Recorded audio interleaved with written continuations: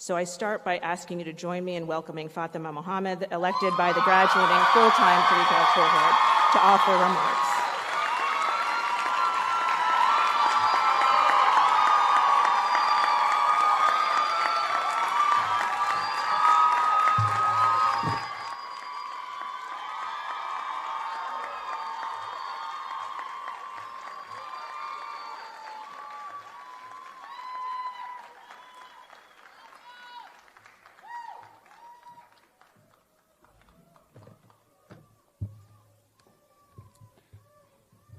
Hello, everyone.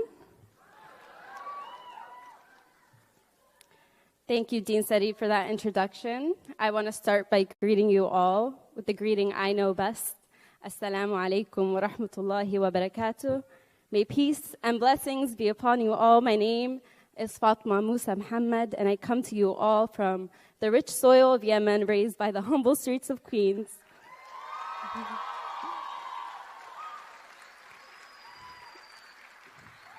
It is my honor, and I'm humbled, to be standing before you all as a selected class speaker, daytime speaker of the class of 2023.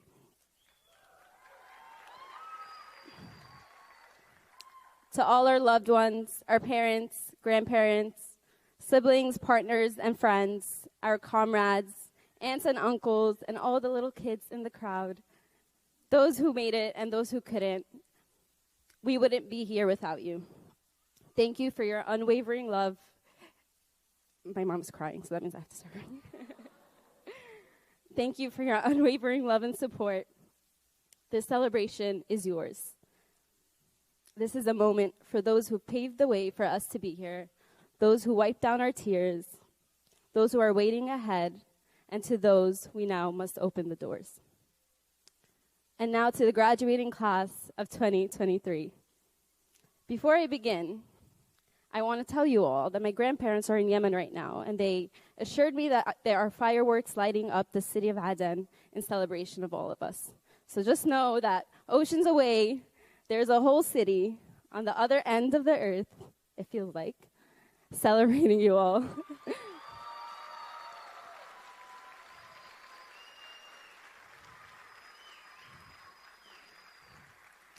To the class of 2023, the moment we have all been waiting for is finally here.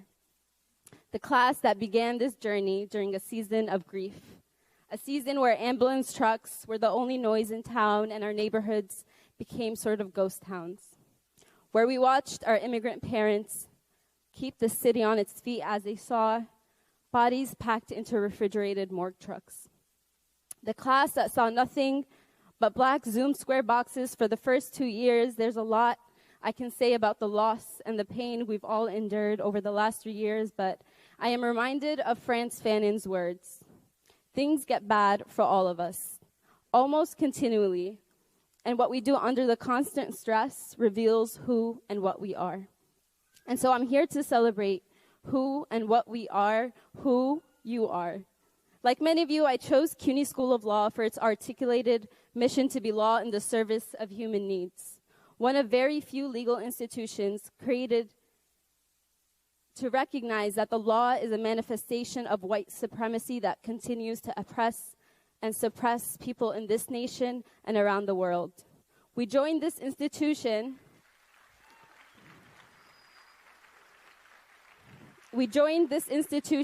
to be equipped with the necessary legal skills to protect our communities, to protect the organizers fighting endlessly day in and out with no accolades, no cameras, no votes, no PhD grants, working to lift the facade of legal neutrality and confront the systems of oppression that wreak violence on them. Systems of oppression created to feed an empire with a ravenous appetite for destruction and violence. Institutions created to intimidate, bully, and censor and stifle the voices of those who resist. In this moment,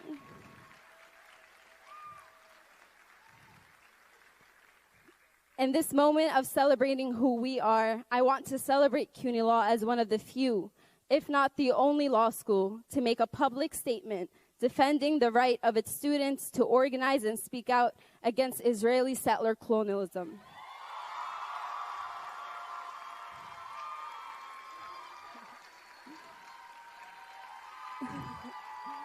that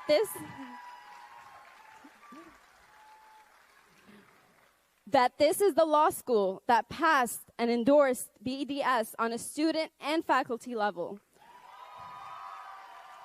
Recognizing that absent a critical imperialism, settler colonialism lens, our work and this school's mission statement is void of value. That as Israel continues to indiscriminately rain bullets and bombs on worshipers, murdering the old, the young, attacking even funerals and graveyards, as it encourages lynch mobs to target Palestinian homes and businesses, as it imprisons its children, as it continues its project of settler colonialism, expelling Palestinians from their homes, carrying the ongoing Nakba, that our silence is no longer acceptable.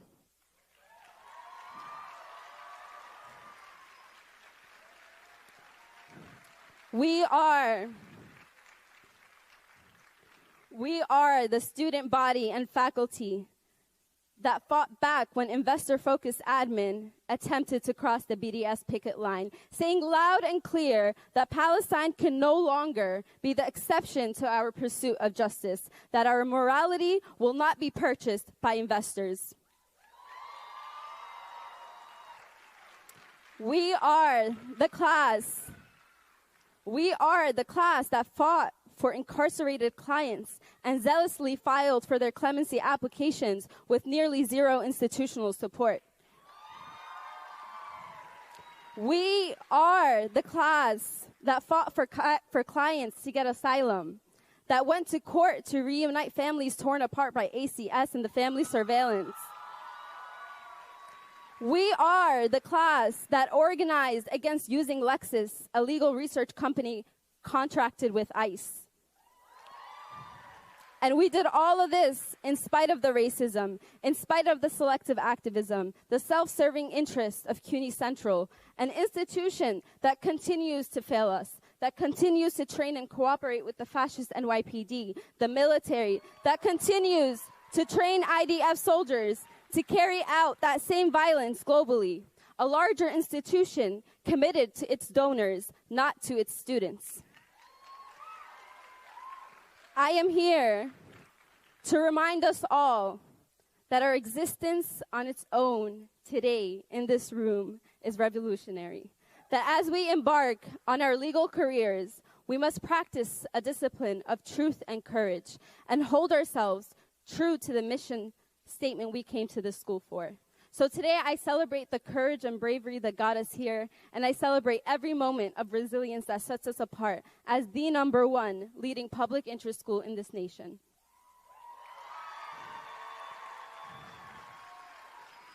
I see before my eyes brilliant future public defenders. I see brilliant immigration attorneys, housing attorneys, business attorneys, civil rights attorneys, and movement lawyers. I see professors and librarians. I see before me future practitioners who will work on contracts to end partnerships with ICE and not intellectual property contracts to secure designs for the newest drone technology murdering children. I see future lawyers who will defend tenants in court and not those that dispossess our communities from their homes. I see future attorneys who will protect the communities terrorized by the surveillance state and not protect the agents of oppression that carry out that terror. Future lawyers who will fight to keep families together and not tear them apart. I see future lawyers who will work to make this world a better place, one person, one movement at a time. I see a class to be rejoiced, a class to be celebrated, a class to be remembered today and in the years ahead. And as we celebrate who we are today, let us actively fight against the collective amnesia and cognitive dissonance that limits our understanding of the world to what is only directly before our eyes.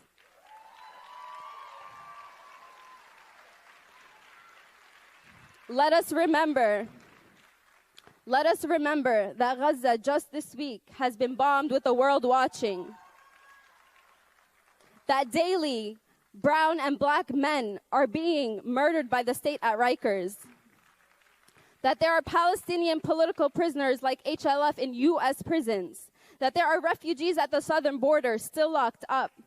That yesterday marked 1 year since the murder of U.S. journalist Shireen Abu Aqle, and that the murder of black men like Jordan Neely by a white man on the MTA is dignified by politicians like Eric Adams and Senator Chuck Schumer.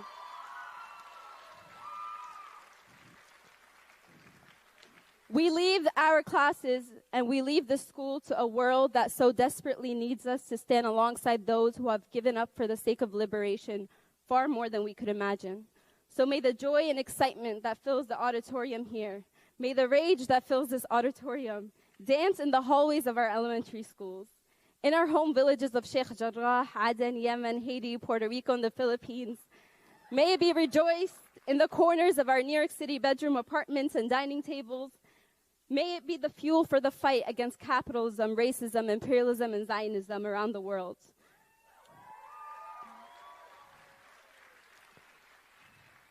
No one person will save the world.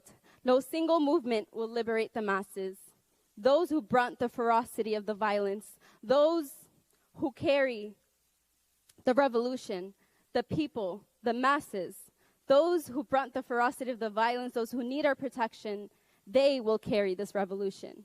The revolution that lives so loudly despite not being televised. No longer are we going to capitulate to oppressors. No longer are we going to put our hope in their depraved consciousness. And as the great Malcolm X said, we declare our right on this earth to be a man, to be a human being, to be respected as a human being, to be given the rights of a human being in this society, on this earth, in this day, which we intend to bring into existence by any means necessary.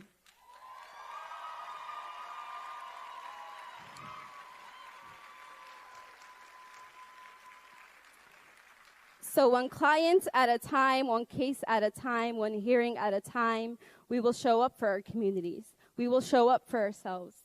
And we will protect the fight that brings us all closer to the fall of all oppressive institution, a reality that is only myopic and unrealistic to the oppressors, but is the inevitable future for the oppressed, for oppressed people everywhere.